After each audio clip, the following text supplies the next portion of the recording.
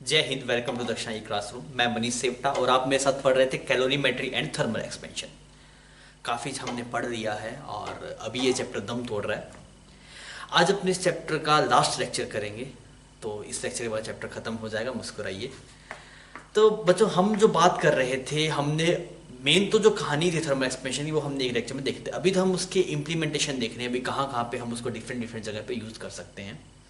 इस वाले लेक्चर के अंदर भी हम ये देखेंगे कि भाई अगर हम टेम्परेचर को चेंज करते हैं तो डेंसिटी पे क्या इंपैक्ट आता है, डेंसिटी पे क्यों इंपैक्ट आता है, बिकॉज वॉल्यूम वगैरह चेंज हो रहे होंगे, शायद आ रहा हो, देखेंगे उसको। इसके अलावा हम बात करेंगे आपके पास में थर्मल स्ट्रेस की, और फिर उसके बाद लास्ट में बायोमेट्रिक स्ट्रिप को हम पढ़ेंगे। तो इसमें हम कई नई नई चीज़ें पढ़ेंगे, पर उन सभी चीज़ों के अंदर जो हमने पुराना पढ़ा है उन्हीं को हम यूज़ करेंगे, और आप वो सब जो भी चीज़ें हम यहाँ पे देखेंगे वो आपकी प्रैक्टिकल लाइफ में आपको दिखाई देगी। ठीक है बच्चों, तो आइए अपने इस लेक्चर को शुरू करते हैं। बच्चों, अभी हम एक थ्योरेटिकल चीज़ पढ़ रहे हैं और ये इंपॉर्टेंट है। हम बात कर रहे हैं कि भाई सब टेम्परेचर बढ़ाने से डेंसिटी में क्या फ़र्क पड़ता है। डेंसिटी में फ़र्क कैसे पड़ेगा यार? डेंसिटी में फ़र्क पड़ना चाहिए क्या?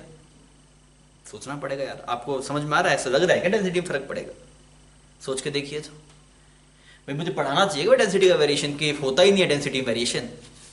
होता तो होगा भाई, मास्टर ने बोर्ड पे लिखा तो मे भी होता ही होगा। तो क्यों होता है थोड़ा उस पर चर्चा कर लेते हैं। डेंसिटी का एक्सप्रेशन होता है density is equal to mass by volume. Density is equal to mass by volume. ये तो हम बहुत पहले से जानते हैं, इसमें कुछ नया नहीं है। अच्छा, डेंसिटी अगर आपके पास मास बाय वॉल्यूम है तो आप सोच के देखिए, अगर मैं टेम्परेचर को बढ़ाऊंगा, टेम्परेचर को चेंज करूंगा, तो मास क्या बदल जाएगा? मास नहीं बदलेगा। मास क्या रहेगा आपके पास में? कांस्टेंट रहेगा। By changing temperature, by changing temperature, by changing temperature mass will remain constant. Mass नहीं बदलेगा भाई साहब, मास विल रिमेन कांस्टेंट। समझ में आ रहा है? बट क्या बदल जाएगा? वॉल्यूम बदलता है भाई। बॉडी तो फैलती है, ये हमने देखा है वैसे कि अगर आप टेम्परेचर बढ़ाएंगे तो चीजें फैल जाती है, but volume will change. Volume will change, तो डेंसिटी भी आपके पास में क्या होगा? सो density will also change. So density will also change.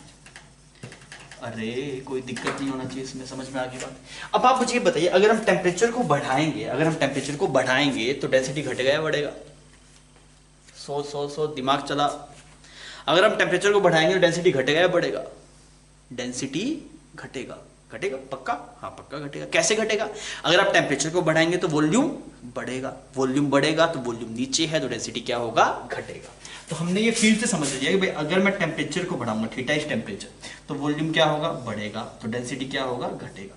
तो ये आसान सी चीज है, इसमें अगर आप नहीं भी पढ़े, आपको ये एक्सप्रेशन समझ में आता हो। वॉल्यूम का चेंज तो हम अच्छे जानते हैं, वॉल्यूम का चेंज में अपने कोई दिक्कत नहीं, वॉल्यूम बहुत ढंग से पढ़ा है हमने कि वॉल्यूम का चेंज टेम्परेचर के साथ में कैसा होता है, वो हमें पता है। तो और अगर हम वो पता है तो हम डेंसिटी का चेंज इजिली निकाल सकते हैं। तो देखिए, तो इसको आप बोलते हैं रो नॉट, इसको बोलते हैं रो नॉट, इसको रो नॉट बोल दिया। अगर आप देखेंगे after changing, bye changing temperature, कितना टेम्परेचर चेंज किया? डेल्टा थीटा टेम्परेचर चेंज किया, तो रो जो फाइनल आएगा आपके पास में, रो डैश, वो कितना होगा आपके पास? That is M. वॉल्यूम क्या बन जाएगा? वॉल्यूम पहले वी नॉट था, वी नॉट नहीं रहेगा भाई साहब। वॉल्यूम क्या बन जाएगा? V nought multiply 1 plus gamma delta theta. अरे कोई दुख दर्द नहीं, समझ में आ गया। अगर टेम्परेचर आपके पास में घट रहा होगा तो आप डेल्टा थीटा को नेगेटिव पुट कर देना, और अगर बढ़ रहा होगा तो पॉजिटिव पुट कर देना। ठीक है जी, समझ में आ गई बात। अच्छा, इसको अगर आप देखेंगे m बाई वी को, m by V naught, this is rho naught, तो रो डैश का एक्सप्रेशन क्या बन गया? रो नॉट ब्रैकेट में 1 प्लस गामा डेल्टा थीटा। या तो आप ये एक्सप्रेशन यूज कर सकते हैं भाई, आपको ये एक्सप्रेशन यूज करना चाहिए। अगर आपके पास में ये टर्म बहुत छोटी है, इफ आपके पास में if alpha delta theta is very small as compare to 1, तब आप बाइनोमियल अप्रोक्सीमेशन के पास जा सकते हैं। तो वो कैसे लगता है? तो आप देखेंगे रो नॉट, ये बन जाएगा ऐसे कुछ, rho nought 1 plus gamma delta theta की पावर -1, और अगर आप बाइनोमियल अप्रोक्सीमेशन लगाएं तो 1 plus X to the power n बन जाएगा 1 प्लस एन एक्स। एन की वैल्यू है यहाँ पे -1, तो क्या बन जाएगा? Rho dash is equal to rho nought 1 minus gamma delta theta. तो ये तो बिल्कुल सही फॉर्मूला है। कौन से वाला? ये वाला, ये हमेशा रहेगा। This is always valid, this formula is always valid, कभी धोखा नहीं देगा आपको, ऑलवेज वैलिड। पर ये कब लगाना है? When, only when alpha delta theta, sorry gamma delta theta, gamma gamma gamma लिखना ना, गामा गामा बोलना था, मैंने कहीं अल्फा बोल दिया हो तो गलती माफ कीजिएगा ना। तो गामा डेल्टा थीटा अगर आपके पास से बहुत छोटा होगा 1 से, तभी आप बाइनोमियल अप्रोक्सीमेशन लगा सकते हैं। कोई पूछे भाई यहाँ पे क्या चमत्कार कर दिया, कोई चमत्कार नहीं किया, बाइनोमियल अप्रोक्सीमेशन लगाया है। तो डेंसिटी का वेरिएशन समझ में आ गया। अगर हम टेम्परेचर बढ़ाते हैं तो डेंसिटी आपके पास में क्या होता है, घटता है। और अगर डेंसिटी घट रहा है तो बहुत सारी चीजें बदल सकती है, बाय एंड फोर्स है वो डेंसिटी पे डिपेंड करता है, तो वो सब चीजें हमारे पास में चेंज हो सकती है। तो आप ये वाला फॉर्मूला यूज कीजिएगा और इसको आप खुद से करके देखिएगा ना, ऐसा नहीं है वैसे कॉपी में छाप लिया बस बात बन गई, थोड़ा खुद से सोच के करके देखिएगा ताकि आप कभी इसको भूले नहीं। क्लियर? तो ये फॉर्मूला कभी आपको लगे भी एक्सप्रेशन आंसर इसके टर्म में गिवन है, तब आप ये भी यूज कर सकते हैं। छाप लीजिए।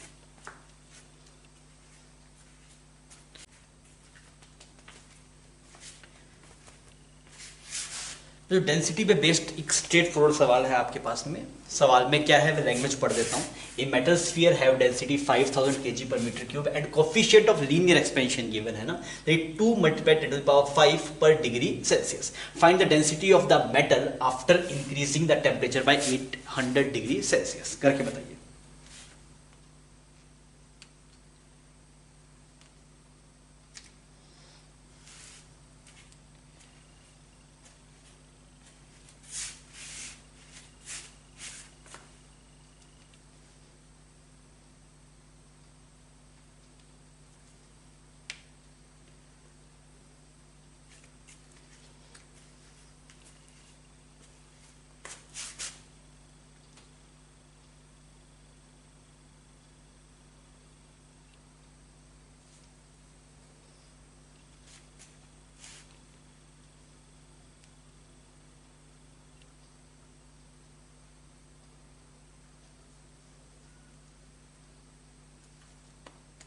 होना चाहिए, बहुत स्ट्रेट फॉरवर्ड सवाल है। तो मैंने ये बोला कि मुझे जो समझ में आया अभी तक वो ये एक्सप्रेशन था, that is rho is equal to rho naught bracket में 1 प्लस गामा डेल्टा थीटा, ये एक्सप्रेशन समझ में आया। और अगर आपको कैलकुलेशन हो रहा है, आप अप्रोक्सीमेशन लगाना चाहें तो आप इसको ऐसे भी लिख सकते हैं, रो नॉट ब्रैकेट में 1 minus gamma delta theta. Mostly हमें ये यूज ही करना पड़ेगा, बिकॉज डिवाइड में इतनी कैलकुलेशन कर पाना संभव नहीं है, तो मोस्टली हम यही यूज करते हैं। फिर भी आप एक ऑप्शंस में देख लीजिएगा, जैसे मान लीजिए कई बार स्ट्रेट फॉरवर्ड सवाल है, कुछ डायरेक्ट वैल्यू वगैरह से इसी फॉर्म में दिखाया हो, तब बात अलग है। मोस्टली कैलकुलेशन करने के लिए हमें यही फॉर्म यूज करना पड़ता है। तो रो नॉट की वैल्यू कितनी है भाई साहब, रो नॉट की वैल्यू 5000, ठीक है जी। 1 माइनस गामा की वैल्यू कितनी है, गामा की वैल्यू हमें नहीं पता, हमें अल्फा की वैल्यू पता है। तो गामा किसके बराबर होता है, गामा होता है 3 अल्फा। तो गामा की वैल्यू यहां से आएगी 6 multiply 10 to the power -5 degree Celsius का इनवर्स। तो आप ये वाली वैल्यू पुट कर दीजिए यहाँ पे, that is 6 multiply 10 to the power 5। और टेम्परेचर डिफरेंस कितना, अच्छा खासा टेम्परेचर डिफरेंस, दैट इज 800। समझ में आ गई बात, ठीक है।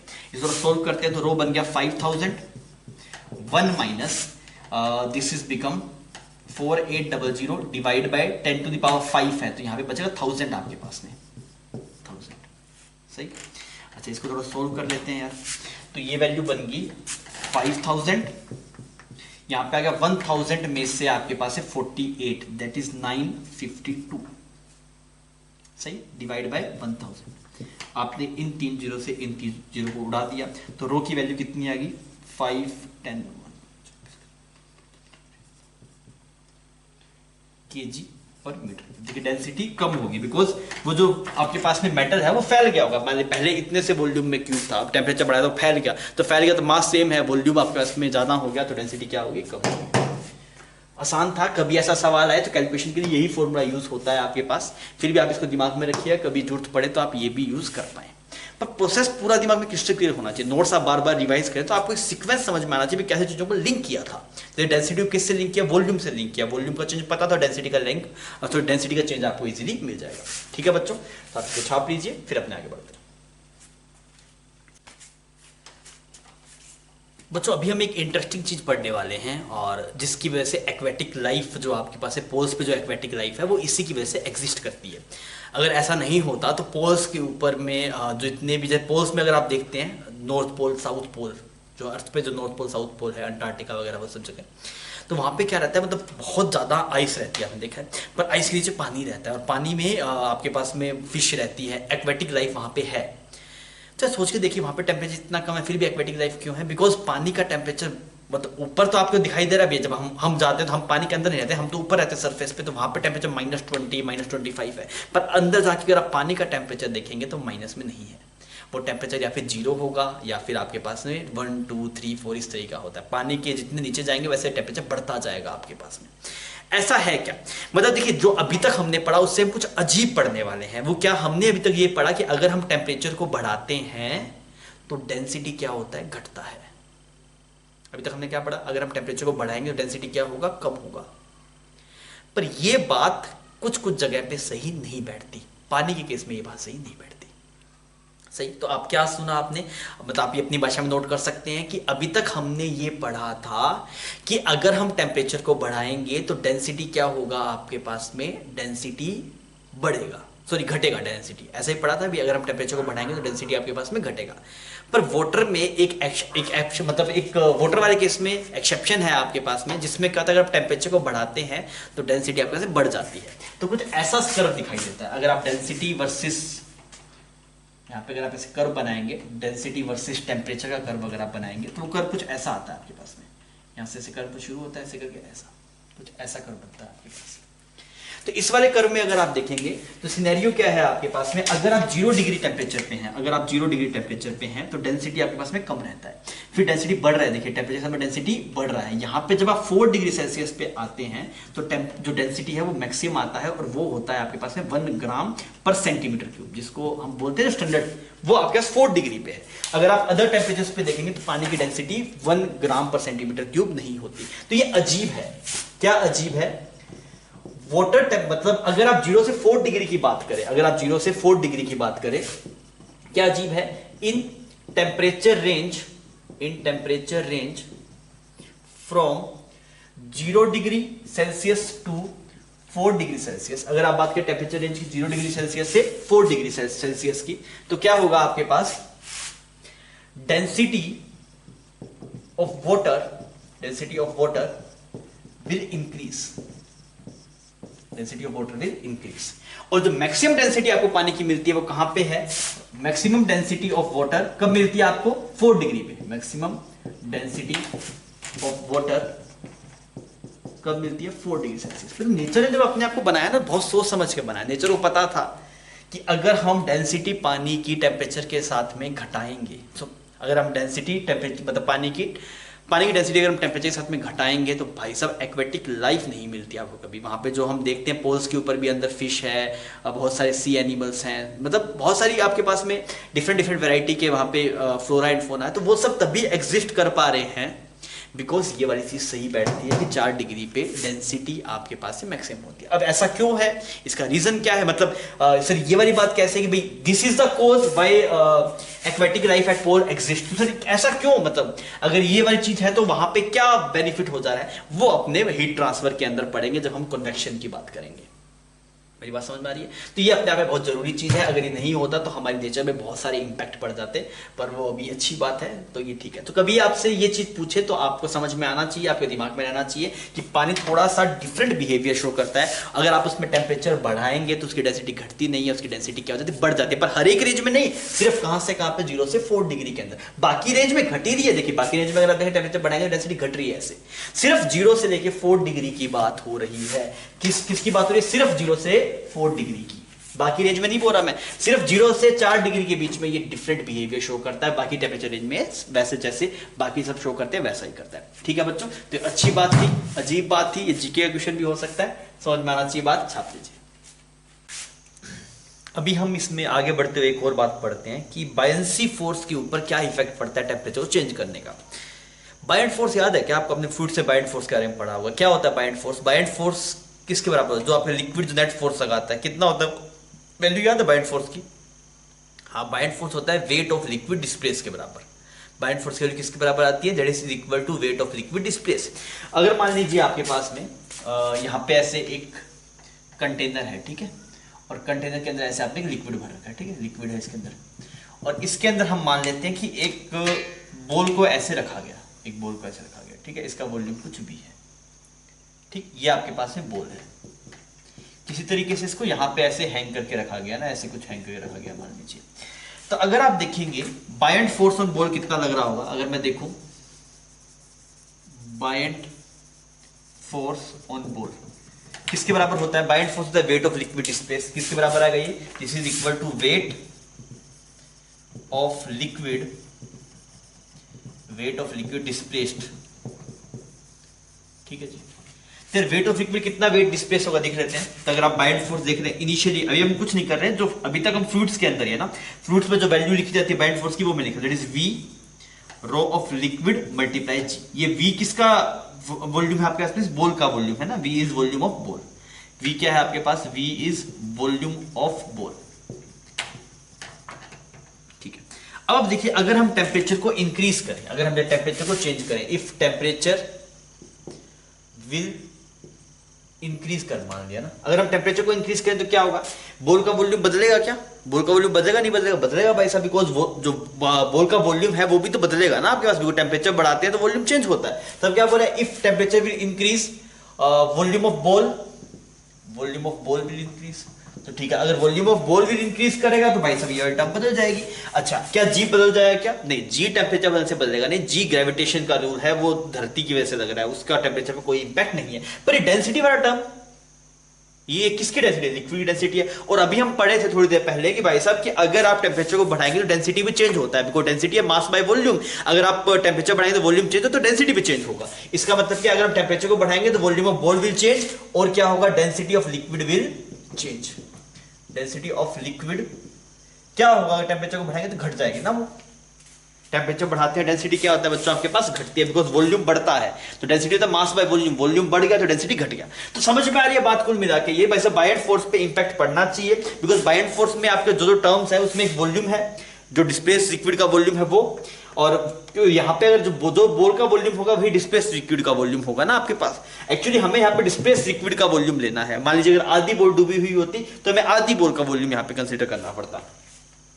तो यहाँ पे मैं लिख देता हूँ, ये V आपके पास में हो गया, V इज इक्वल टू, इसका ऐसे लिख देता हूँ, V is volume of liquid displaced, volume of liquid displaced. क्योंकि कई बार ऐसा हो सकता है ना, हाफ बोल इसके अंदर हो हाफ बोल बाहर हो, उस वाले केस में अगर आप देख रहे होंगे तो यहाँ पे पूरा वॉल्यूम नहीं लिया जाएगा, जितना वॉल्यूम आपने डिस्प्लेस किया लिक्विड का वही वॉल्यूम लिया जाता है यहाँ पे।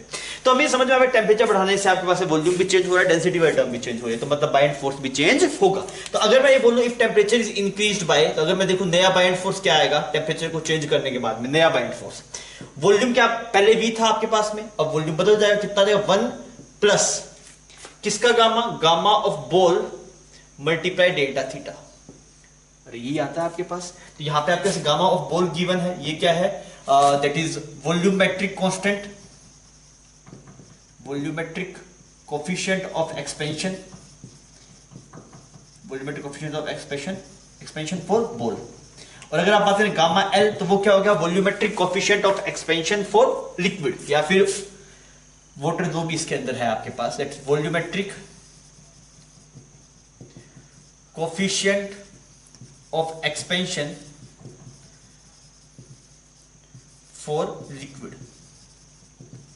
बात समझ में आ रही है? तो ये वाली चीजें हमें यूज करनी पड़ेगी ना यहाँ पे। तो मुझे समझ में आ गया, वॉल्यूम जो आपके पास से पहले था V, टेम्परेचर बढ़ाया तो वॉल्यूम हो जाएगा V ब्रैकेट में 1 plus gamma delta theta. Similarly अगर आप बात करेंगे रो की, तो ये रो वाला टर्म क्या होगा? रो हो जाता है आपके पास में, अगर आप टेम्परेचर बढ़ाते हैं तो रो की वैल्यू हो जाती है रो नॉट। ये इनिशियल वाला था आपके पास में, दिस इज रो नॉट, इसको रो नॉट बोल देता हूं मैं, रो नॉट। ये रो ऑफ लिक्विड क्या हो गया आपके पास? दैट इज रो नॉट हो गया आपके पास में इनिशियली। तब कितना बन जाएगा? रो नॉट ब्रैकेट में 1 plus gamma of liquid delta theta, और मल्टीप्लाई टेम्परेचर डिफरेंस को डेल्टा थीटा आ गया। देख लिया, इसमें कोई दिक्कत है तो, इसमें कोई भी दुख दर्द है तो यहीं पे क्लियर कर ले। हम बोल रहे वॉल्यूम का चेंज होगा तो आप सीधा जाइए ना, वॉल्यूमेट्रिक एक्सपेंशन अपने ने पढ़ा था, तो वॉल्यूम में चेंज आता है, that is V not bracket में 1 प्लस गामा डेल्टा थीटा, वही लिखा है। डेंसिटी आपके पास में आता है रो नॉट ब्रैकेट में 1 plus gamma of liquid multiply delta theta. तो और बीच में आपके पास में यहाँ पे नहीं यहाँ पे G आएगा, सॉरी यहाँ पे G आएगा, सही है यार।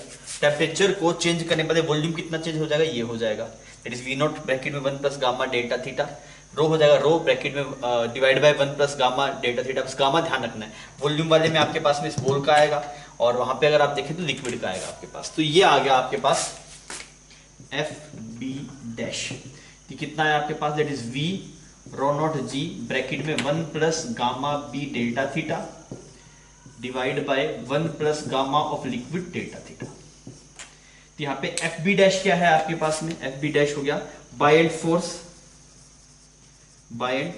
Force after delta theta change in temperature, ठीक है। गामा भी ठीक है, हमें पता लग गया कि ये आपके पास वॉल्यूमेट्रिक कोफिशिएंट ऑफ एक्सपेंशन है बोल के लिए, और गामा एल हो गया volumetric coefficient of expansion for liquid. अब आप देखिए पुराने वाला बाइंड फोर्स और नए वाले बाइंड फोर्स में अगर आप देखेंगे तो अगर आप ऐसे करें F B dash divide by F B, F B dash divide by F B, अगर आप दोनों को डिवाइड मारेंगे तो यह टर्म कट जाएगी, सिर्फ क्या बचेगा आपके पास है 1 plus gamma of ball delta theta divide by 1 plus gamma of liquid delta theta, ऐसा कुछ एक्सप्रेशन आपके पास आ जाएगा।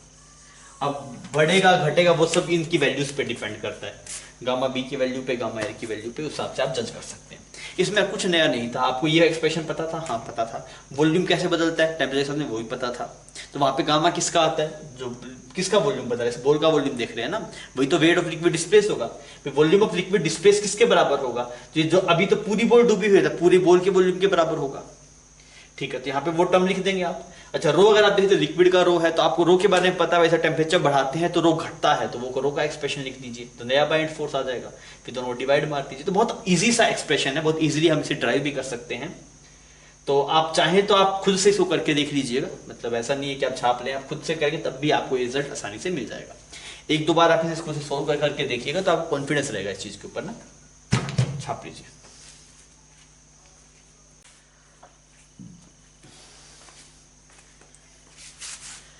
बच्चों अभी हम बात करने वाले थर्मल स्ट्रेस की, और ये टॉपिक इंपॉर्टेंट है, आप थोड़ा ढंग से समझिएगा, और अगर आप एनालाइज कर पाएंगे, चीज़ों को विजुलाइज कर पाएंगे तो आपको बहुत आसानी से समझ में भी आ जाएगा। टॉपिक इंपॉर्टेंट है, सवाल इससे पूछ जाने के चांसेस रहते हैं, और इसमें एक मिसकंसेप्शन रहता है, वो भी आपको दूर करना जरूरी है। तो आप सही ढंग से समझिएगा ना, अगर थोड़ी देर तक, जब तक ये टॉपिक खत्म नहीं हो जाता। स्ट्रेस वर्ड हमने पढ़ रखा है, स्ट्रेस वर्ड आपको समझ में आता है। स्ट्रेस होता है दैट इज कई तरीके का स्ट्रेस होता है, वॉल्यूमेट्रिक स्ट्रेस भी होता है, लॉन्गिट्यूडनल स्ट्रेस भी होता है आपके पास में, और शियर स्ट्रेस भी होता है। अभी हम यहाँ पे सिर्फ लॉन्गिट्यूडनल की बात करेंगे यहाँ पे इस वाले केस में। तो ये लॉन्गिट्यूडनल क्या होता है, longitudinal stress that is force divide by area perpendicular. जैसे मान लीजिए ये रोड है आपके पास में, ये रोड है ऐसे, यहाँ पे ऐसे, इसको आप दो तरफ से एफ फोर्स से खींच रहे हैं, यहाँ पे भी ऐसे एफ फोर्स से खींच रहे हैं, यहाँ पे भी अगर आप एफ फोर्स से खींच रहे हैं, तो इसमें स्ट्रेस कितना आएगा आपके पास। अभी तो ये शुरू नहीं हुआ थर्मल स्ट्रेस, अभी हम स्ट्रेस की बात कर रहे हैं ना वैसे। तो दोनों तरफ से एफ से खींचे, नेट फोर्स 2F बनेगा क्या, मैं कैसे देखेंगे स्ट्रेस। स्ट्रेस के लिए क्या करते हैं, आप बीच में टेंशन देखिए, यहाँ पे अगर आप काटते हैं टेंशन देखें तो टेंशन की वैल्यू कितनी है, यहाँ पे टेंशन आपके पास में F के बराबर है। टेंशन किसके बराबर है, F के बराबर। तो स्ट्रेस कितना है, that is force divide by area perpendicular. इसका परपेंडिकुलर एरिया कितना है आपके पास, दिस एरिया इज A0 मान लीजिए आप, तो ये A0 आ गया, ये बच्चों आपके पास में स्ट्रेस आ गया। स्ट्रेन क्या होता है, स्ट्रेन आपके पास में होता है change in length, change in length divide by initial length.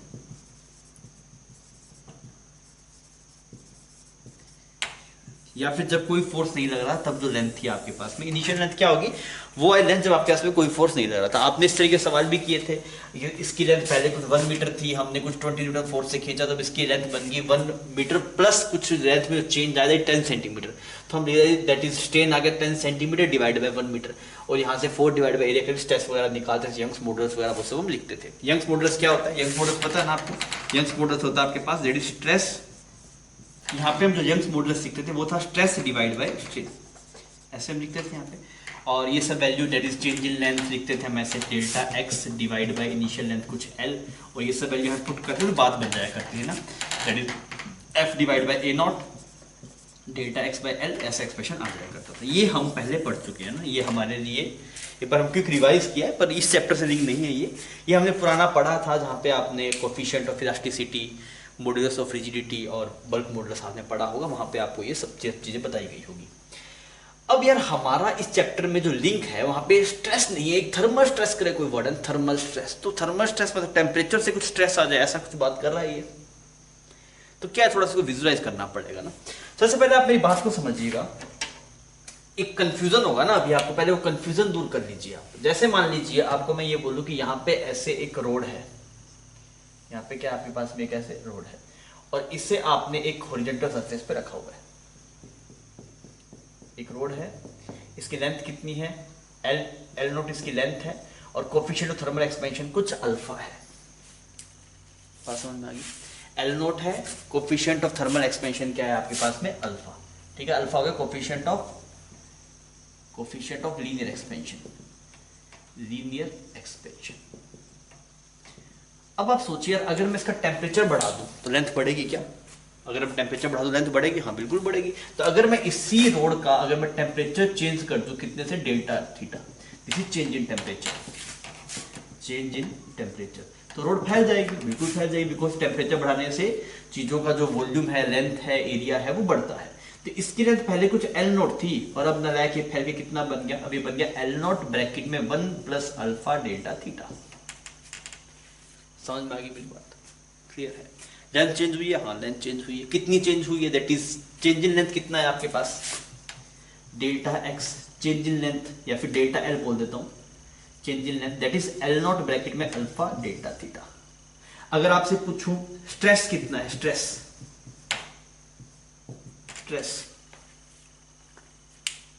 ये स्ट्रेस कितना है, तो स्ट्रेस अगर आपको समझना है इस वाले केस में तो आप गणित समझ जाए, फील कीजिए स्ट्रेस क्या होता है। एक बंदे ने मुझे इधर से खींचा, दूसरे बंदे ने मुझे उधर से खींचा, मेरे बॉडी में खिंचाव आ रहा है, जबरदस्त खिंचाव आ रहा है, जोर ज्यादा फोर्स से खींचा खिंचाव ज्यादा आ रहा है, मैं बोलूं स्ट्रेस आ रहा है यार। बात समझ में आ रही? मेरे ऊपर किसी ने सामान रख दिया, मुझे बोला भाई तो कुलदीप बन जा, सामान उठा। अब सामान में ऊपर रहेगा तो मेरे को स्ट्रेस आएगा, मतलब मुझे ऐसे महसूस होगा स्ट्रेस है, ऐसे मेरे पर फोर्सेस लग रहे हैं। समझ में आ रहा है? इससे पूछा भाई कोई स्ट्रेस है, तो पहले भी मस्त था, आराम से, कोई नहीं खींच रहा, कोई कुछ नहीं है। अब भी कोई नहीं खींच रहा, कोई कुछ नहीं है, कोई एक्सटर्नल फोर्स ही नहीं है आपके पास में, तो इस पे स्ट्रेस नहीं है, इस पे भी स्ट्रेस नहीं है, स्ट्रेस है ही नहीं, बिकॉज ये फ्री है ना आपके पास में। आपने इसको एक्सपेंड होने के लिए फ्री छोड़ दिया, आपने इसको रोका नहीं। जैसे मान लीजिए अगर आपने रोका होता, आपने यहाँ पे कुछ हिंज लगा दिया, आपने बोला लेंथ को बढ़ाना नहीं है और ये टेम्परेचर की वजह से बढ़ना चाह रहा था, मान लीजिए अभी हम यही केस पढ़ने वाले थोड़ी देर के अंदर। मैं ये बोलूं भाई साहब आपने यहाँ पे दोनों हाथ से पकड़ के रख रखा है रोड को, आपने बोला मैं तुझे बढ़ने नहीं दूंगा, इधर से आपने टेम्परेचर बढ़ाया। अब ये रोड बेचारा चाहती है कि मैं बढ़ूं, मतलब मैं अपना लेंथ को बढ़ाऊं, मैं अपने टेम्परेचर बढ़ा, ये रोड क्या चाहेगी, मैं अपनी लेंथ को बढ़ाऊं, पर आप बोल रहे नहीं मैं बढ़ने नहीं दूंगा, तब स्ट्रेस आएगा। अरे समझ में आ गया? जैसे मान ले तेरे को एक सांचे में बंद कर दिया जाए, जैसे मान लीजिए यहाँ पे ऐसे मेरे ऊपर ऐसे प्लेटफॉर्म लगा दिया जाए ना, ऐसे डंडा। अब मुझे क्या है, अब मैं अगर जैसे मान लीजिए मेरे मैकेनिज्म है कि मैं अपनी लेंथ को कम और ज्यादा कर सकता हूँ, तो मान लीजिए अब जैसे अपनी हाइट को बढ़ाना चाहूंगा, पर यहाँ पे तो सांचा लगा हुआ है, तो ये बोले ऊपर जाना नहीं है, तो मेरी बॉडी में स्ट्रेस आएगा। मैं चाहता हूँ लेंथ बढ़े, पर ये ऊपर से बढ़ने दे रहा नहीं है। पर आप सोच के देखिए, अगर ऊपर कुछ नहीं है, मेरी लेंथ बढ़ जाती है तो कोई दिक्कत नहीं है, मेरे ऊपर कोई फोर्स ही नहीं लग रहा, आपके पास कोई मतलब रोकने वाला ही नहीं है ना। जब तक कोई रोकने खींचने वाला नहीं हो तब तक स्ट्रेस नहीं आएगा ना। तो आपसे कोई पूछे इस वाले केस में स्ट्रेस आया, नहीं आएगा भाई सब स्ट्रेस। यहाँ पे स्ट्रेस की वैल्यू कितनी है, 0। अरे भाई को रोकने खींचने वाला कोई फोर्स ही नहीं आ रहा आपके पास में, क्यों स्ट्रेस आएगा? ठीक है जी। अगर हम बात करें स्ट्रेन क्या होता है? Strain change in length divide by initial length, change in length divide by initial length. तो ये यहां पे देखो सर जी, चेंज इन लेंथ आया एल नॉट ब्रैकेट में alpha delta theta, initial length आया एल नॉट, ये आया अल्फा डेल्टा थीटा, तो ये स्ट्रेन आ गया। ये सही बात है कि गलत बात है? ये गलत है, दिस इज रॉन्ग, खतरा है यहाँ पे, खतरा, ये सही नहीं है, ये गलत है नालायक, ये गलत है, ऐसा नहीं है। क्यों नहीं है सर जी, मतलब क्या कहानी? अभी तो आपने बताया स्ट्रेन होता है change in length divide by initial length, वही तो मैंने किया। पर भाई साहब स्ट्रेन टर्म का जो लिंक है वो स्ट्रेस के साथ में है। अगर आपके पास में स्ट्रेन ड्यू टू स्ट्रेस आता है तब आप उसे स्ट्रेन बोलते हैं। क्या क्या क्या क्या ये ठीक है। यहाँ पे ये जो स्ट्रेन आ रहा है, जो लेंथ चेंज हो रही थी, किसकी वजह से आई थी? बिकॉज आप फोर्स लगा रहे थे या फिर फोर्स को कंप्रेस कर रहे थे या फिर इलोंगेट कर रहे थे, तो आपने खींच रहे थे आप, तो मतलब आपको स्ट्रेस दे रहे थे तब स्ट्रेन आ रहा था। यहाँ पे ये जो स्ट्रेन है वो स्ट्रेस की वजह से नहीं आया, इसलिए आप स्ट्रेन बोलेंगे नहीं। यहाँ पे अगर आप स्ट्रेन देखेंगे, स्ट्रेन कितना आएगा बच्चों? स्ट्रेन यहाँ पे 0 आएगा। और ये काम की बात है, दिस इज इंपॉर्टेंट। यहाँ गलती होती है, यहाँ गलती होती है, ध्यान रखना। दुनिया इसको गलत करती है, ये सही बात है, ये गलत बात है। ऐसा स्ट्रेन नहीं है, स्ट्रेन 0 है।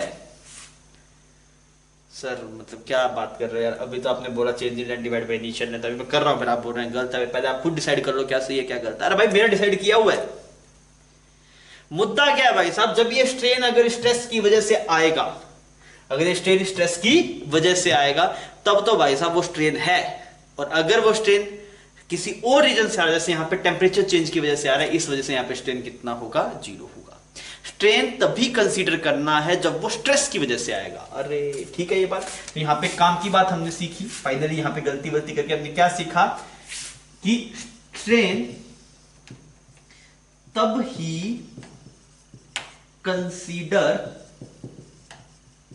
करना है जब वो स्ट्रेस की वजह से आए, स्ट्रेस की वजह से आए। कुछ बच्चे होते हैं जिनको हिंदी पढ़ना नहीं आता हो, कोई दिक्कत नहीं, अपने इंग्लिश में बात कर लेते हैं। मैं मतलब सुनना तो आता है हिंदी, मैं ये कह रहा हूं वैसे स्ट्रेन क्या लिखा है, स्ट्रेन तभी कंसीडर करना है जब वो स्ट्रेस की वजह से है। यहाँ पे जो स्ट्रेन आ रहा है वो स्ट्रेस की वजह से नहीं आ रहा भाई साहब, वो चेंज इन टेम्परेचर की वजह से आ रहा है। तो उसमें कोई स्ट्रेस ही नहीं है। जब तक कोई स्ट्रेस नहीं है तब तक कोई स्ट्रेन नहीं है।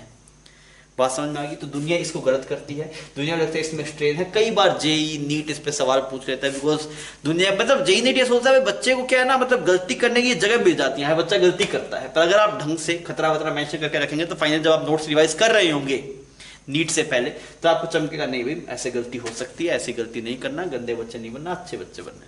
समझ में आ गई बात? ठीक है, क्लियर है फंडा भाई साहब। यहाँ पे कोई स्ट्रेन नहीं है, ये बात ध्यान रखना। स्ट्रेन तभी आएगा जब स्ट्रेस होगा, नहीं तो स्ट्रेन मतलब ये जो चेंज इन लेंथ आपके स्ट्रेस की वजह से आ रहा है तब आप स्ट्रेन की बात करें, तो यहाँ पे कोई स्ट्रेन नहीं है।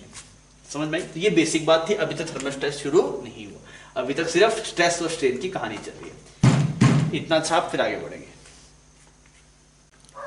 इससे पहले अपने हेडिंग लिखी थर्मल स्ट्रेस पर, पढ़ा नहीं थर्मल स्ट्रेस, कुछ और पढ़ते रहे। बेसिक दे रहे थे ना, बेसिक आइडिया ले रहे थे, और जो गलती होने वाला पॉइंट था वो अपने देखा था। अभी आइए मैं आपको थर्मल स्ट्रेस पे लेके चलता हूँ। थोड़ा सा विजुअलाइज करना पड़ेगा। यहाँ पे भी एक जगह है जहाँ पे गलती हो सकती है और वो आपको नहीं करनी है क्या आपके पास भाई साहब? ऐसे दो रिजिड सपोर्ट है, एक ये रिजिड सपोर्ट है ऐसे, एक ये ऐसे रिजिड सपोर्ट है। तो देसी भाषा में बोले तो क्या है भाई साहब, दो ऐसे दीवारें हैं, दो ऐसे दीवार है, इनके बीच में रोड को रखा हुआ है, रोड को रखा हुआ है। रोड की लेंथ कितनी है आपके पास में? रोड की लेंथ है कुछ एल नॉट, ये कुछ अल्फा। अल्फा क्या है? Coefficient of linear expansion. Initially मतलब जो रोड की नेचुरल लेंथ थी वही आपके, जैसे ये मार्कर की लेंथ इतनी है ना आपके पास, तो विदाउट कोई फोर्स रखा हुआ है, यहाँ पे कोई फोर्स नहीं लग रहा, मतलब दैट फोर्स इज नेग्लिजिबल। बात समझ में आ रही है? तो बस हमने जैसे इसको ऐसे टेबल पे रखा और जस्ट आपने इसकी जो एल नोट की विड्थ पे रख दिया, तो इनिशियली इसमें कोई स्ट्रेस नहीं है, मतलब कोई जो वॉल्स है इस पे कोई फोर्स नहीं लगा रही है। समझ में आ रही है? तो इनिशियली करके इसमें क्या हो रहा है, initially there is no force applied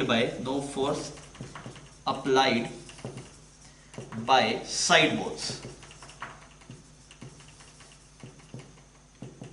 अरे कोई दिक्कत नहीं भाई साहब, जितने बड़ा मार्कर है पहले आप मार्कर को ऐसे, जैसे ये टेबल है, मार्कर ऐसे रख लो, एक दीवार यहाँ पे बना दो, या फिर कोई भी चीज यहाँ पे रख दो, एक चीज ऐसे यहाँ पे रख दो।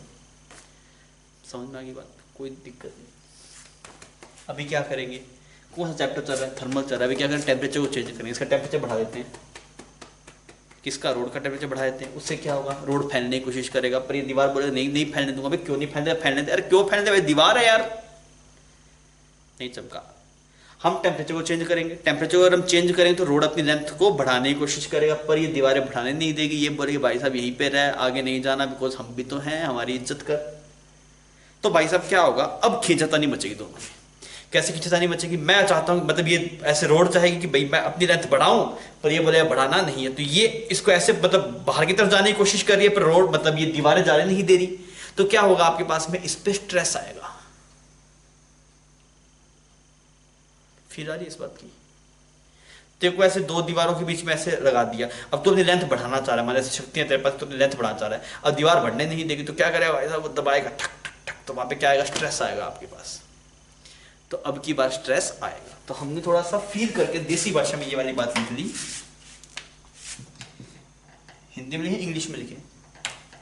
इंग्लिश में लिख लेते हैं ना, मतलब वैसे क्लास में हो तो हिंदी में लिखना ठीक है, फिर आ जाएगी बात की आपको। चल लिख लेते हैं, क्या लिखें, if we will increase temperature by delta theta, अगर हम टेम्परेचर को डेल्टा थीटा से बढ़ा दें, length rod will try to increase its length,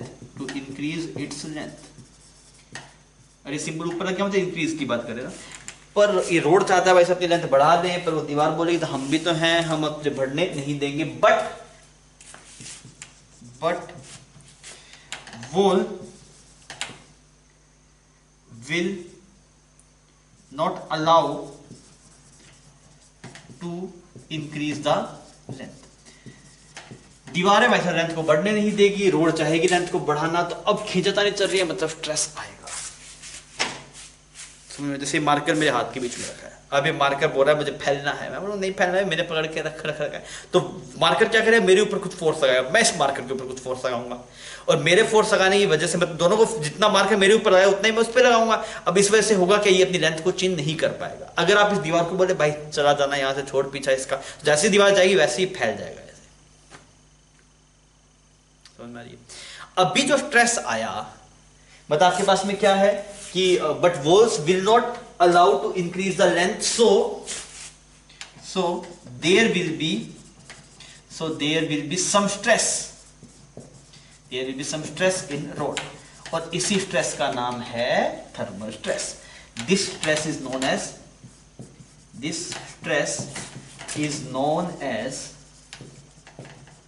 thermal stress. समझ में आ गई मेरी बात? ये दिखाई दे रहा है ना आपको नीचे वाला, तो देख लेता हूं मैं। हाँ व्यू क्लियर दिखाई दे रहा है, राइटिंग थोड़ी सी अजीबोगरीब है, आई होप आपको समझ रही होगी बात। समझ में आ गई बात? थर्मल स्ट्रेस की कहानी समझ में आ गई। अब वैसे भी इसकी वैल्यू निकालनी पड़ेगी, यहाँ पे तो काम नहीं खत्म होगा, हमें इसकी वैल्यू भी देनी पड़ेगी। तो आइए मैं इसकी वैल्यू देता हूँ आपको। कैसे निकालें यार, मतलब किसकी वैल्यू चाहिए? मैंने पूछा क्या चाहिए, उसने बोला थर्मल स्ट्रेस की वैल्यू चाहिए। अच्छा थर्मल स्ट्रेस की वैल्यू कैसे आएगी? तो स्ट्रेस अब की बार तो आपके पास में है, तो उसकी वजह से स्ट्रेन भी आ रहा होगा, तो स्ट्रेन निकाल देता हूँ, स्ट्रेस निकाल देता हूँ, और बैटरी का यंग्स मॉडुलस हमें पता होगा, तो वो भी हमें नोन है। यंग्स मॉडुलस गिवन है, सवाल में ऐसे गिवन रहेगा आपको ऐसे यंग्स मॉडुलस। अब आप इन सब चीजों की हेल्प से अभी मैं आपको निकाल के दिखाता हूं कि हम थर्मल स्ट्रेस की वैल्यू कैसे निकालेंगे। तो मैंने क्या लिखा, y क्या होता है, यंग्स मॉडुलस क्या होता है भाई साहब? Young's modulus stress divide by strain, stress divide by strain. तो यह स्ट्रेस आ रहा है, अब हम स्ट्रेस की वैल्यू निकालना चाहते हैं, तो हम इस वाले एक्सप्रेशन यूज करें, that is Young's modulus is equal to stress divide by strain. अब देखिए आप मान लेते हैं कि यहाँ पे ये जो वॉल्स है आपके पास में, ये जो दीवारें हैं इसके ऊपर, ये कुछ F फोर्स लगा रही है, तो इसको कंप्रेस करना चाह रही होगी, तो इस पे इधर F फोर्स लगा रहा होगा, ये दीवार इस रोड पे इधर भी F फोर्स लगा रही होगी। समझ में आ रहा है? ये फैलने की कोशिश कर रहा होगा, दीवार बोले फैलना नहीं, तो दीवार इस पे ऐसे इसको कंप्रेस करने की कोशिश कर रहा था, F इस तरफ लगा रहा होगा। तो स्ट्रेस तो मुझे समझ में आ गया, स्ट्रेस में तो कोई दिक्कत नहीं है, स्ट्रेस तो हमारे पास में क्लियर है, that is force applied by wall divide by इसका cross section area. Cross section area इसका वॉल का क्रॉस सेक्शन एरिया हो जाएगा। समझ में आ रहा है? यहाँ पे कोड का हम लिख लेते हैं ए क्या होगा इसका क्रॉस सेक्शन एरिया, इस cross section area. L initial length है आपके पास में, जब आपके पास में कोई स्ट्रेस नहीं था, फिर जब आपने टेम्परेचर को बढ़ाया, तो टेम्परेचर को बढ़ाने से क्या हो गया आपके पास में, रोड इलोंगेट होना चाहती है, पर ये वॉल्स इलोंगेट होने नहीं देगी, तो फोर्स लगाएगा इसके ऊपर। ठीक है, जितनी बात समझ में आ गई। अब आगे बढ़ते हैं स्ट्रेस वाली पार्ट पे। स्ट्रेन बहुत इंपॉर्टेंट है, स्ट्रेन में इसमें दिक्कत होता है। स्ट्रेन आप क्या लेंगे, स्ट्रेन अगर आप देखेंगे तो अगर आपके पास में जैसे यहाँ पे आपने इसको ऐसे हिंज कर रखा है ना, इन दोनों के बीच में आप चाहते हैं बड़े नहीं, ये लेंथ कितनी है आपके पास L0। अब आपने इसमें क्या किया, इसके टेम्परेचर को ऐसे आपने चेंज कर दिया, डेटा थीटा टेम्परेचर आपने बढ़ा दिया। अगर आप टेम्परेचर को डेटा थीटा बढ़ा देंगे तो ये लेंथ एक्चुअली ऐसे बन जाती, अगर कोई रोकने वाला नहीं होता तो लेंथ आपके पास में है वो इतनी लेंथ बढ़ जाती है। तो टोटल लेंथ कितनी बन जाती है आपके पास में, ये होती है L0 और ये बन जाती है L0 अल्फा डेल्टा थीटा। अगर आपके पास में, सुनना मेरी बात सही ढंग से बच्चों, अगर आप इस लेंथ को ना रोकते, आप इस बैरियर को हटा देते, तो इनिशियल लेंथ थी L0, अगर आप टेम्परेचर को रेज कर रहे हैं, यहाँ पे हमने ऐसे टेम्परेचर को डेल्टा थीटा बढ़ा दिया, तो टेम्परेचर को डेल्टा थीटा बढ़ाने से इसकी लेंथ चेंज होकर बन जाती है L0 बैगने 1 plus alpha delta theta. तो इसमें चेंज इन लेंथ कितना हो जाता है आपके पास में, इतना चेंज इन लेंथ हो जाता। अब अगर आप बात करेंगे स्ट्रेन, तो स्ट्रेन आपके पास में क्या होता है, देखना यहाँ पे लोग गलत करते हैं, change in length divide by initial length, या फिर लेंथ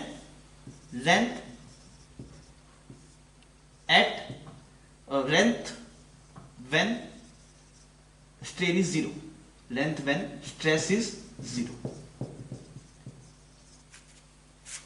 या फिर आप इसको इनिशियल लेंथ भी बोल दें तब भी कोई दिक्कत नहीं, जिसको हम पहले इनिशियल लेंथ बोलते हैं हम वही लिख देते हैं ना, इनिशियल लेंथ, हम चेंज नहीं करते हैं वर्डिंग में, इनिशियल लेंथ। अब सबसे बड़ी गलती क्या होती है इस वाले केस में, अगर आप क्या समझेंगे तो क्या था एक्चुअली, ये रोड अब ऐसी एल नोट था, ठीक है, कोई दिक्कत, जब तक टेम्परेचर चेंज नहीं हुआ तब तक इस पे कोई स्ट्रेस नहीं, कोई स्ट्रेन नहीं, इसमें कोई फोर्स नहीं लगा। जैसे अभी टेम्परेचर बढ़ाया तो इसकी लेंथ इतना होना चाह रही थी, पर आपने क्या करा, आपने इसको इतना होने नहीं दिया तो ये यहीं पे रह गई। समझ में आ रही, इसकी लेंथ फाइनल एल नोट ही रही, आपने लेंथ को चेंज होने नहीं दिया। पर अगर आप इसको इंटरप्रेट ऐसे ना करके उल्टा इंटरप्रेट की करिए कि इसकी लेंथ इतनी बन गई थी, अब आपने इसको दबाया, अब आपने इसको दबाया, दबा के इसकी लेंथ कितनी कर दी, एल नोट कर दी। यहां पे लोग गलती कर देते हैं, लोगों को लगता है भाई साहब इनिशियल लेंथ भी एल नोट, फाइनल लेंथ भी एल नोट। नहीं, इनिशियल, अब आप सोच के देखिए स्ट्रेस किसके बाद आने शुरू, यहां तो कोई स्ट्रेस ही नहीं था। अब देखिए, अब इसकी लेंथ इतनी होती, अगर आप इस पे कुछ नहीं फोर्स लगा तो इतनी होती, अब आपने दबा के इसकी लेंथ को कितना कर दिया, एल नोट कर दिया। तो इनिशियल लेंथ यहां पे एल नोट नहीं ली जाएगी, ये जो इनिशियल लेंथ ली जाएगी ये एल नोट ब्रैकेट में 1 प्लस अल्फा डेल्टा थीटा। ये सबसे इंपॉर्टेंट बात है जहां पे लोग गलती कर बैठते हैं। तो आपको जो इनिशियल लेंथ लेनी होगी वो कितनी लेनी होगी बच्चों, इनिशियल लेंथ आपके पास में है जिसे एल नोट ब्रैकेट में 1 plus alpha delta theta, that is naught L note, that is L nought bracket में 1 प्लस अल्फा डेल्टा। यहां पे खतरा रहता है, दिस पॉइंट इज इंपॉर्टेंट, यहां पे लोग गलती करते हैं तो आप ध्यान रखिएगा। ये इनिशियल लेंथ ली जाएगी, आप इसको ऐसे इंटरप्रेट करिए, ये फैल गया, अब इसकी लेंथ इतनी होगी, अब आपने इसको दीवार से दबाया दबाया दबाया दबाया, एल नोट लेंथ कर दी। तो भाई साहब इनिशियल लेंथ थी एल नोट ब्रैकेट में 1 प्लस अल्फा डेल्टा थीटा, आपने कितनी कर दी, एल नोट कर दी। अब आप लिखेंगे यहां पे that is Young's modulus is equal to, अब मैं चलो पहले स्ट्रेन लिखता हूं, पहले स्ट्रेन का एक्सप्रेशन लिखता हूं। स्ट्रेन कितना बन गया देखिए, चेंज इन लेंथ कितना कर दिया, इनिशियल लेंथ थी ये वाली, फाइनल कितनी में दी, एल नोट, तो कितना हुआ, एल नोट ब्रैकेट में 1 plus alpha delta theta minus L note. इतनी लेंथ थी, आपने दबा के इसको एल नोट बना दिया। अगर आप वैसे देखेंगे तो आपको लगेगा पहले भी एल नोट थी अब भी एल नोट है, वैसे नहीं इंटरप्रेट करना है इस चीज को। आप कैसे इंटरप्रेट करेंगे इसको, सर पहले ये लेंथ इतनी होती, अब दबा के इसको कम कर दिया, तो चेंज इन लेंथ इतना है आपके पास, डिवाइड बाय इनिशियल लेंथ कितना है, that is L nought bracket में 1 प्लस अल्फा डेल्टा थीटा। दुनिया यहां पे एल नोट ले लेती है, यहां पे इसकी बजाय सिर्फ एल नोट लेते, तब वो गलत हो जाता है। तो स्ट्रेन कितना आ गया बच्चों, निकल के आया, स्ट्रेन आया आपके पास, it is L nought alpha delta theta divide by L nought bracket में 1 प्लस अल्फा डेल्टा थीटा। समझ में आ गई मेरी बात। अब यहां पे कोई दिक्कत है ही नहीं, अभी अपना काम हो जाएगा। देखिए y आ गया आपके पास में स्ट्रेस डिवाइड बाय स्ट्रेन, तो हमें थर्मल स्ट्रेस अगर लिखना होगा, thermal stress divide by strain कितना है आपके पास, it is alpha delta theta, और ऊपर ये वाली टर्म बन जाएगी कुछ ऐसा, ऊपर एक टर्म ऐसे बन जाएगी that is 1 plus alpha delta theta. सही, तो यहां पे जो थर्मल स्ट्रेस आपके पास में निकल के आया, थर्मल स्ट्रेस तो कितना आ गया बच्चों, that is y alpha delta theta divide by 1 plus alpha delta theta. समझ में आ रही ये बात। पर एक्चुअली होता क्या है, इस वाली टर्म को आप 1 के बराबर बोल सकते हैं, alpha theta is very small, तो आप 1 प्लस अल्फा थीटा को क्या लिख सकते हैं, that is 1 plus alpha theta is approximately equal to 1। समझ में आ रही है मेरी बात। तो आपके पास में क्या आ जाएगा, that is thermal stress, thermal stress is equal to आ गया आपके पास that is y alpha delta theta, ये थर्मल स्ट्रेस आ गया। थोड़ा देख लेना, पहले हमने यहां पे बात की, फिर यहां पे स्ट्रेस, थोड़ा सा ऑर्डर थोड़ा चेंज हो गया ना, देख लीजिएगा। थर्मल स्ट्रेस आ गया आपके पास, और अगर आपको फोर्स निकालना हो, फोर्स, तो थर्मल स्ट्रेस होता कितना है, फोर्स डिवाइड बाय एरिया। तो अगर आप यहां पे फोर्स लिखना चाहेंगे तो मैं इसको थोड़ा आगे लेके जा रहा हूं ना, यहां पे थोड़ी जगह नहीं है, थोड़ा आगे लेके जा रहे हैं, तो आप लिखेंगे that is F divide by A is equal to y a है क्या, a आपके पास था क्या कहीं टर्म, a नहीं था, y alpha delta theta, alpha delta theta, तो F कितना आ गया, a y alpha delta theta. अगर पूछे फोर्स कितना लगाया, this is force applied by wall, और ये थर्मल स्ट्रेस है। थर्मल स्ट्रेस पूछे तो ये वाला एक्सप्रेशन, अगर पूछे फोर्स तो ये वाला एक्सप्रेशन बहुत बार यूज होता है भाई, ये बहुत बार पूछ लेता है, इसका डायरेक्ट सवाल आ जाता है आपके पास। तो आपको दोनों एक्सप्रेशन ये इंपॉर्टेंट है, इससे ज्यादा पूछता है। फोर्स की वैल्यू पूछ लेगा तो आपको पता होना चाहिए, फोर्स की वैल्यू है y a alpha delta theta, और y क्या है आपके पास में, y है यंग्स मॉडुलस, a क्या है क्रॉस सेक्शन एरिया, अल्फा क्या है coefficient of linear expansion, delta theta temperature difference हो गया। समझ में आ रही है बात, कोई दिक्कत नहीं। तो एक बार आप इसको देख लीजिए, फिर मैं वो क्विक रिवाइज करवा देता हूँ आपको। पहले आप छाप लीजिए ना इसको, फिर मैं इसको क्विक रिवाइज करवा देता हूँ और तब आपको शायद एक बार कुछ दिक्कत होगा तो वो क्लियर हो जाएगा। एक बार छाप लीजिए इसको आप।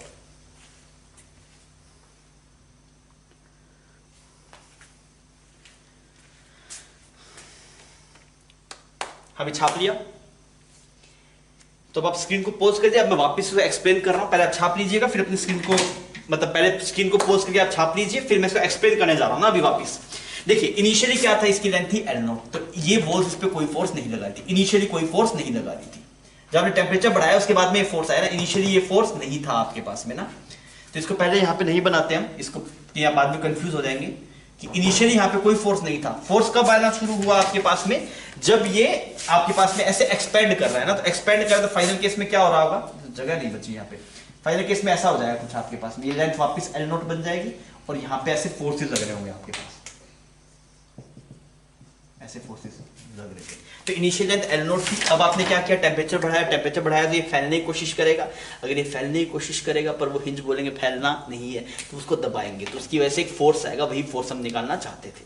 तो हमने फॉर्मूला यूज किया, that is Young's modulus is equal to stress divide by strain. Stress का एक्सप्रेशन आपके पास में F बाई एरिया लिख दिया। ये कौन सा फोर्स है, जो ये दीवारें इसके ऊपर लगा रही है। और स्ट्रेन यहाँ पे बहुत इंपॉर्टेंट है। स्ट्रेन कैसे लिखेंगे, आप ऐसे देखेंगे, पहले ये लेंथ थी, अब आपने दबा के इसको ऐसा बना दिया। आपने ऐसे पहले जब आप कुछ भी यहाँ पे दीवार नहीं होते तो ये इतनी लेंथ बनता है, L0 back 1 plus alpha data theta. अब अगर आप इसे दबाएंगे तो L0 बन जाएगा। तो यहाँ पे जो चेंज इन लेंथ आएगा वो आएगा L0 alpha data theta divide by initial length आएगा L0 back 1 plus alpha data theta. आपने यहाँ पे यूज किया स्ट्रेस डिवाइड, हमें थर्मल स्ट्रेस निकालना है, तो ये एक्सप्रेशन लिखा, तो ये इधर चला गया, ये ऐसे आ गया। अब इसमें आप अल्फा डेटा थीटा की वैल्यू बहुत कम होती है, तो इसे आप लिख सकते हैं 1 के बराबर, तो ये बन गया thermal stress is equal to Y alpha delta theta. अब आपने यहाँ पे फोर्स बाय एरिया लिखा, तो यहाँ से फोर्स अप्लाइड बाय वॉल्यूम भी मिल जाएगा। तो ये वाला एक्सप्रेशन ज्यादा पूछा जाता है, समझ में आ गई बात, छाप लीजिए।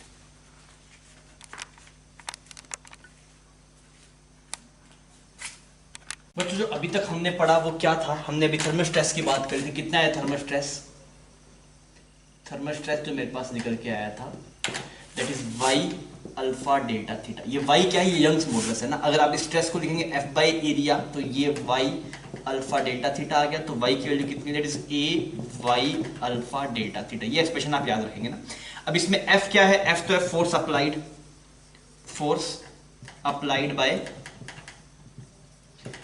वॉल्स। ये कभी दीवार भी हो सकती है, कभी कुछ प्लेट्स भी हो सकती है, कुछ भी हो सकता है। वो जो आउटर वाली जो आपके पास में बाउंड्रीज है, वो जो फोर्स लगा रही है वो F है आपके पास में। ए क्या है आपके पास में, cross section area, cross section area of wire, ठीक है।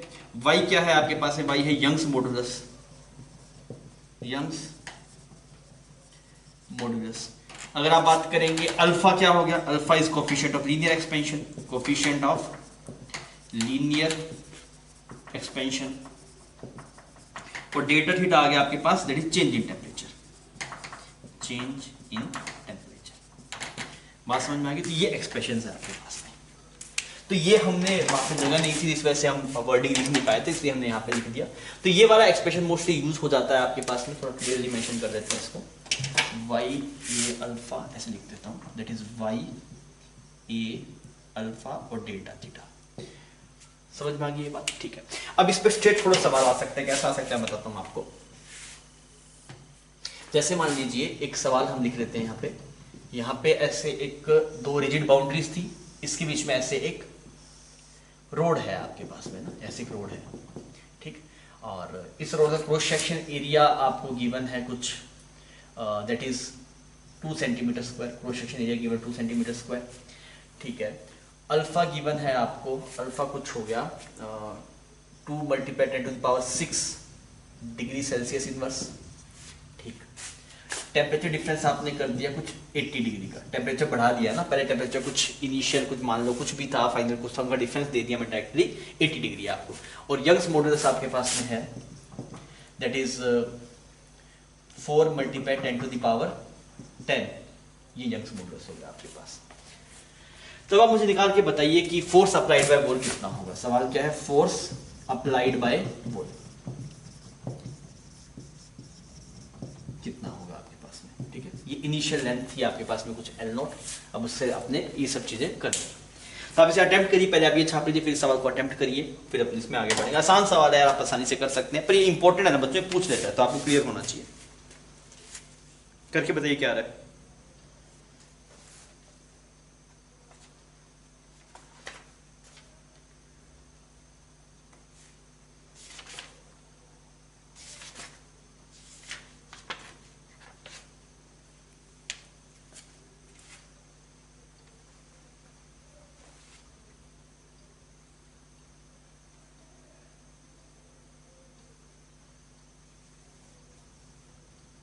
अभी हुआ तो कुछ नहीं करना भाई, इसमें डायरेक्टली फॉर्मूला यूज करना है। फॉर्मूला मुझे पता है, एफ होता है आपके पास में, F is equal to Y A alpha delta theta.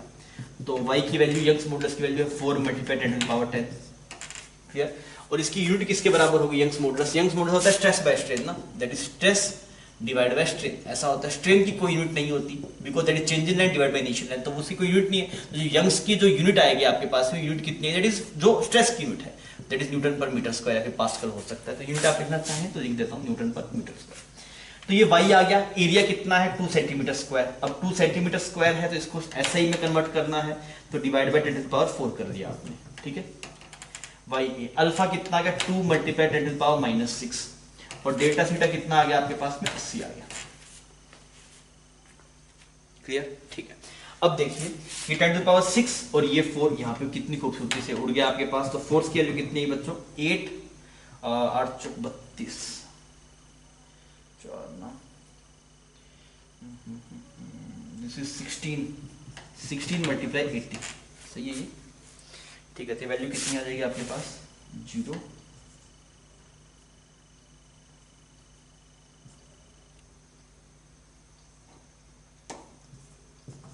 Check करना ये वैल्यू आ रही है क्या,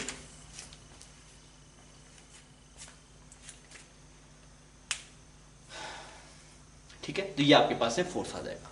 तो कभी इसे मान लो स्ट्रेस पूछ लेता आपसे, इसमें पूछता बताओ स्ट्रेस कितना होगा, तो स्ट्रेस आपके पास क्या, that is force divide by area stress हो जाएगा। तो आप इसको एरिया से डिवाइड करके स्ट्रेस आ जाएगा। या फिर कभी पूछ ले कि स्ट्रेन कितना आएगा आपके पास में, तो स्ट्रेन का एक्सप्रेशन आपको समझ में आता है। स्ट्रेन कितना था आपके पास में लास्ट टाइम, इसी में थोड़ा और कर लेते हैं, इसे पूछ लेते हैं फाइंड लॉन्गिट्यूड, फाइंड स्ट्रेन कितना है, इसमें स्ट्रेन पूछ लिया ना, फाइंड स्ट्रेन। मान लीजिए मैं इस सवाल में पूछ लूँ स्ट्रेन बताओ कितना होगा, तो आप निकाल पाएंगे, करके बताइए।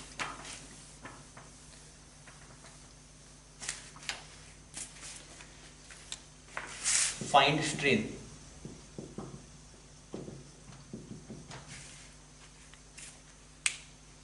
तो अगर आपको डेरिवेशन समझ में आएगा तो कर पाएंगे ना आप इसको, तो करके बताइए क्या है स्ट्रेन।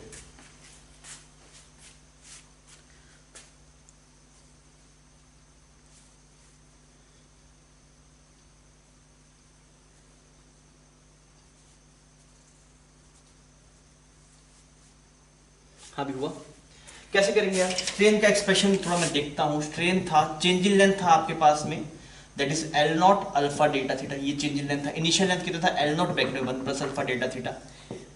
जो इनिशियल लेंथ थी वो एल नॉट नहीं थी, ये वाली वैल्यू थी, ये यहाँ पे साफ हो जाएगा। तो स्ट्रेन आ जाएगा alpha delta theta divide by 1 plus alpha delta theta. अब वैल्यू पुट कर दीजिए, जवाब मिल जाएगा। तो अल्फा की वैल्यू कितनी है भाई, अल्फा की value 2 multiply 10 to the power -6, delta theta कितना है 80 divide by 1 plus 2 multiply 10 to the power -6, और ये आ गया आपके पास में 80। तो ये स्ट्रेन आ गया, क्लियर। अब फिर छाप दीजिए। तो यार आसान है, मतलब पूरी फिजिक्स आसान है। अगर आपको जिस प्रोसेस से अपने गए प्रोसेस क्लियर रहता है तो हमेशा आपको समझ में आएगा। पर हमें नीट में बोला था बार बार फॉर्मूला याद करो, नहीं यार, आप थोड़ी सी फील रखिए चीज़ों की। अगर आप फील रखेंगे तो कभी टफ सवाल आएगा तो आप बहुत ईजिली कर पाएंगे, आप घबराएंगे नहीं उसको देख के। छाप लीजिए फिर आगे बढ़ेंगे। हाँ भी सवाल आपके सामने है। सवाल में कि एक स्टील वायर है ना, क्रॉस सेक्शन एरिया गिवन है और दो फिक्स सपोर्ट के बीच में उनको बांध दिया गया है। वायर है ना आपके पास में, अब बांध दिया। अब क्या हो रहा है, टेम्परेचर को क्या कर दिया, घटा दिया। टेम्परेचर घटा दिया तो वायर की लेंथ कम होगी या बढ़ेगी, कम होगी। तो किस तरीके से फोर्स लगाएगा वो आप भी वायर, मतलब पहले डायग्राम बता दीजिएगा, आप विजुअलाइज कर लीजिए दीवार किस तरीके से फोर्स लगा रही होगी आपके पास में, और उस फोर्स की वैल्यू कितनी है ये आपको निकाल के बता दी है। करिए इस सवाल को।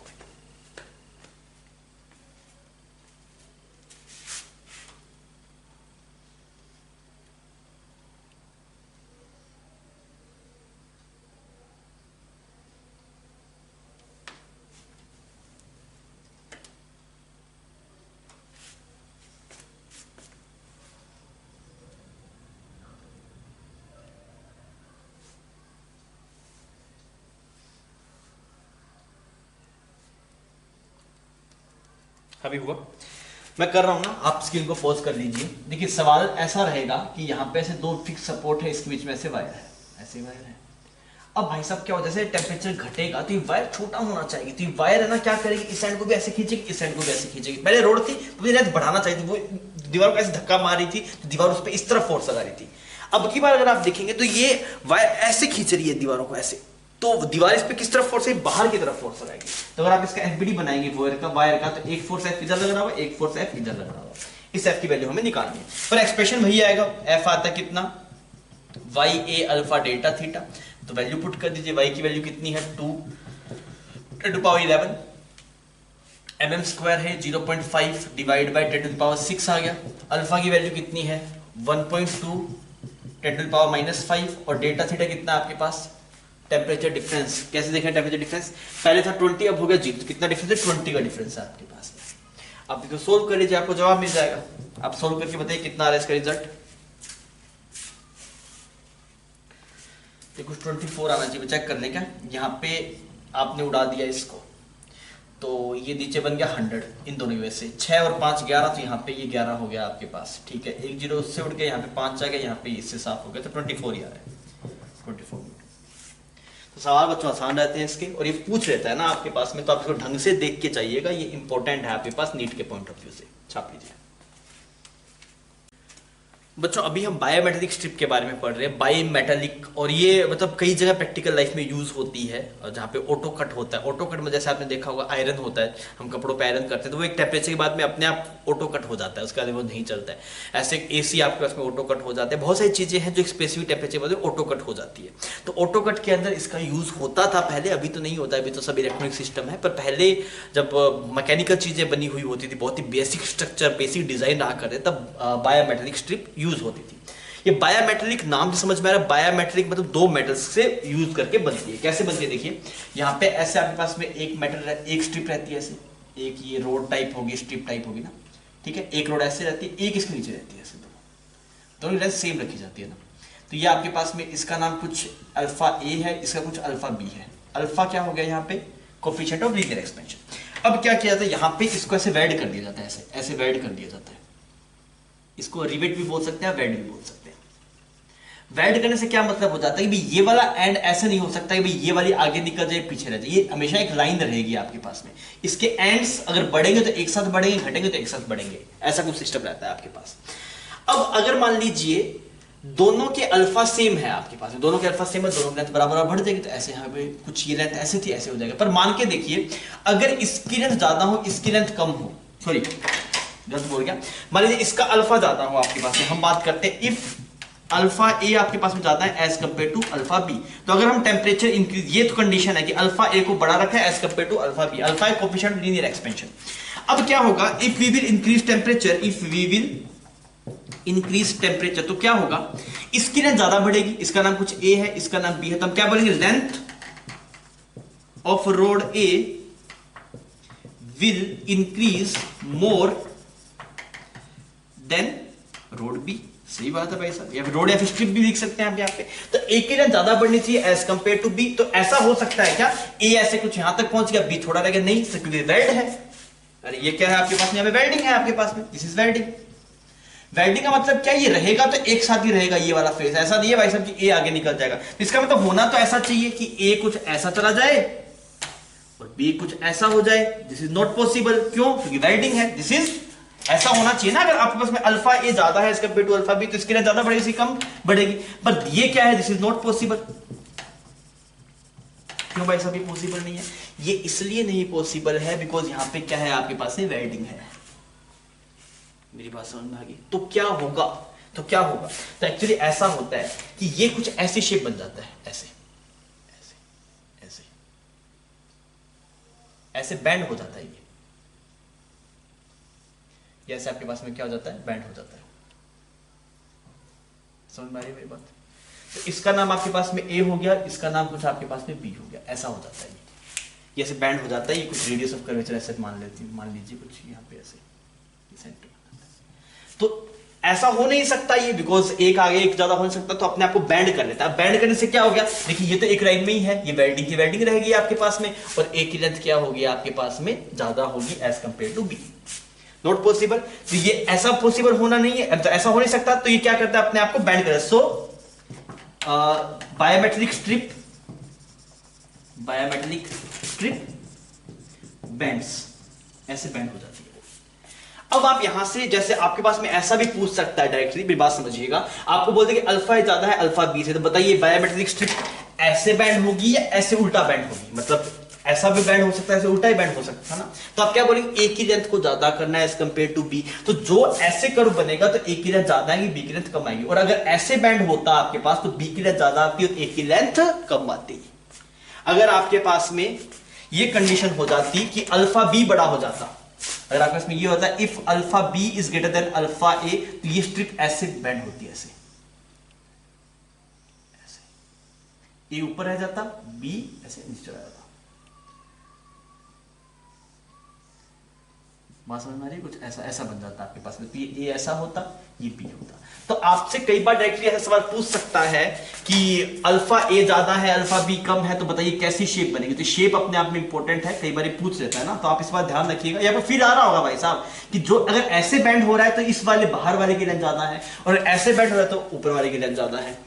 समझ में आ गई मेरी बात, ठीक है। अब इसमें कैलकुलेशन क्या करते हैं हम, मान लेते हैं सेंटर से इसकी रेडियस आर है, जिसका जॉइंट है ना, जॉइंट की कुछ डिस्टेंस इस वाले पॉइंट से आर है, और इसकी विड्थ हम मान लेते हैं कुछ डी, इसकी विड्थ कितनी मान लेते हैं, डी मान लेते हैं, ये वाली विड्थ भी कितनी होगी, डी होगी, clear.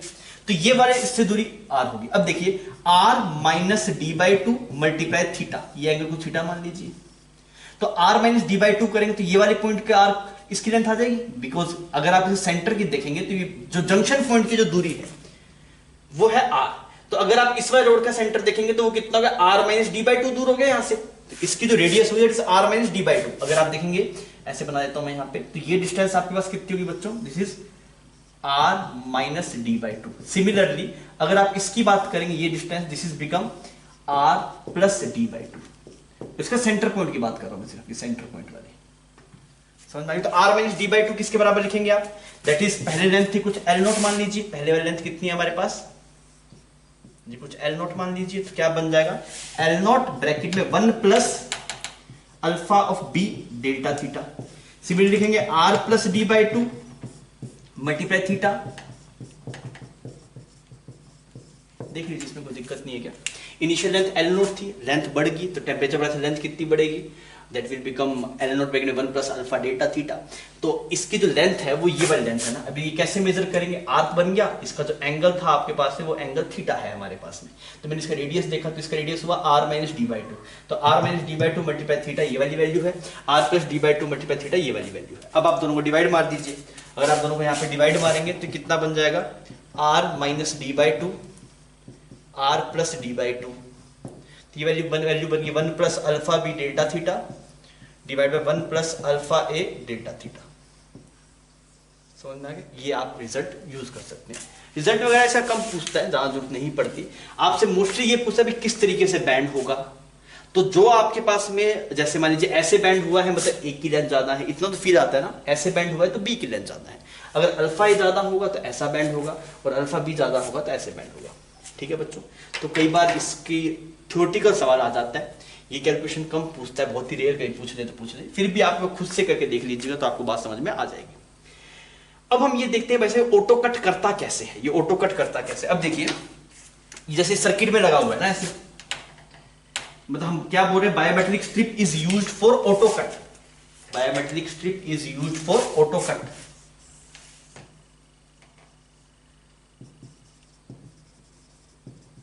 Biometric strip is use for auto cut, मतलब जैसे टेम्परेचर ज्यादा हो जाएगा तो अपने आप उसको सर्किट को ब्रेक कर देगा। कैसे ब्रेक करेगा, आपके पास देखिए यहाँ पे ऐसे एक बैटरी मान लीजिए, यहाँ पे ऐसे एक रेजिस्टेंस मान लीजिए, यहाँ पे मान लीजिए आपने बायोमेट्रिक स्ट्रिप लगा रखी है ना ऐसे, ये बायोमेट्रिक स्ट्रिप है, और यहाँ पे ऐसे आगे सर्किट कंटिन्यू हो रहा है ऐसे, ठीक है, ये रेजिस्टेंस है, ये बायोमेट्रिक स्ट्रिप है। अब देखिए जैसे टेम्परेचर बढ़ेगा इसका तो ये क्या हो जाएगा, ये ऐसे बेंड हो जाएगा, ऐसे ऐसे ऐसे बेंड हो जाएगा, नहीं ये ऐसे बेंड हो जाएगा, समझ में आ रहा है? सर्किट ऐसे ब्रेक कर देगा। ये बायोमेट्रिक स्ट्रिप अपने आप को बैंड करेगी तो भाई साहब ऊपर उठ जाएगा तो कॉन्टैक्ट लूज हो जाएगा, सिमिलरली या फिर नीचे जाएगी तो भी कॉन्टैक्ट लूज हो जाएगा। समझ में आ रहा है? तो ये बायोमेट्रिक जो स्ट्रिप रहती है आपके पास में वो क्या करती है, पहले ऐसे स्ट्रेट रहती है, फिर ऐसे बनेगी तो सर्किट यहाँ पे ब्रेक हो गया, फिर वापस ठंडी होगी, वापस नीचे आएगी, फिर करंट शुरू हो जाएगा, फिर वापस ऐसे ऊपर चली जाएगी हीट होती। जैसे टेम्परेचर बढ़ेगा इस बायोमेट्रिक स्ट्रिप का वैसे वैसे ये बैंड होना शुरू हो जाएगी। जैसे बैंड होगी वैसे करंट बंद तो भाई हीट नहीं हो रहा, फिर वापस ठंडा होगा, फिर वापस सर्किट पे आएगा, फिर होगा। तो आपको जो टेम्परेचर या फिर जो करंट रिक्वायर्ड हो उससे कोरस्पॉन्डिंग आप बायोमेट्रिक स्ट्रिप डिजाइन कर सकते हैं। तो पुराने टाइम में यूज होता था, अभी नहीं यूज होता है, अभी तो इलेक्ट्रॉनिक सर्किट यूज होते हैं सारे। समझ में आ गई? तो बायोमेट्रिक स्ट्रिप बच्चों थोड़ा सा थ्योरेटिकल हिसाब से थोड़ा ध्यान में रखिएगा, कई बार सवाल में आ सकता है। ठीक है, छाप लीजिए।